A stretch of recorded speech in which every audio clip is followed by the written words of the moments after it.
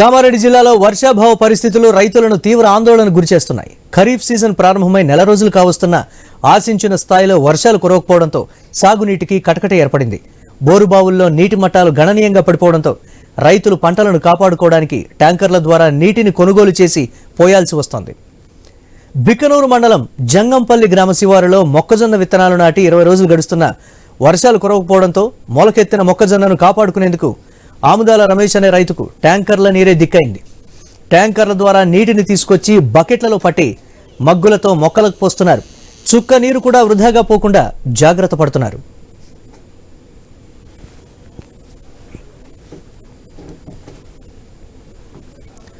తానొక్కడే 5.5 ఎకరాలను కౌలుకు తీసుకుని మొక్కజొన్న విత్తనాలను నాటినట్లు ఆముదాల రమేష్ తెలిపారు. ఈ వర్షాకాలం వరుణుడు కరుణించకపోతే తమలాంటి రైతుల పరిస్థితి మరింత దిగజారుతుందని ఆవేదన వ్యక్తం చేశారు. రమేష్ ఒక్కడే కాదు, ఇలాంటి రైతులు చాలా మంది ఉన్నారు. వాళ్ళందరూ వేల ఎకరాల్లో లక్షలు ఖర్చు పెట్టి వర్షం కోసం నింగి వైపు ఎదురు చూస్తున్నారు.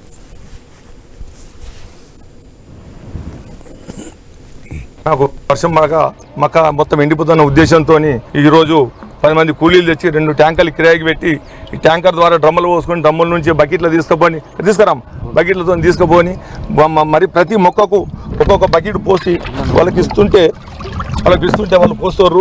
దీన్ని రక్షించుకుందామని చెప్పి ఆలోచన చేస్తున్నాము. భగవంతుడు ఏ రకం చేస్తాడో, కానీ పాపం ఎటువంటి ఏ రైతు కూడా రావద్దండి. కొన్ని కోట్ల రూపాయలు భూమిలో పోసి రైతులు వేచి చూస్తారు.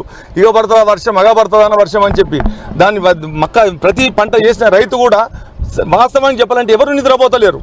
ఏ ఒక్క రైతు కూడా నిద్రపోతలేడు. ఎందుకంటే కొన్ని కోట్ల రూపాయలు భూమిలో పెట్టారు.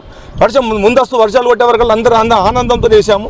కానీ అసలు వాస్తవానికి ఈ నెలలో వేసేది ఆరిద్రలు వేసాము పంటలు ఇవన్నీ ముందు నెల 2 నెల కాలం కొట్టేవారు కదా వర్షం అవుతుందని ఉద్దేశం ముందే పనిష్మెంట్ ఇరాకిచ్చిన వరుణ దేవుడు నాకు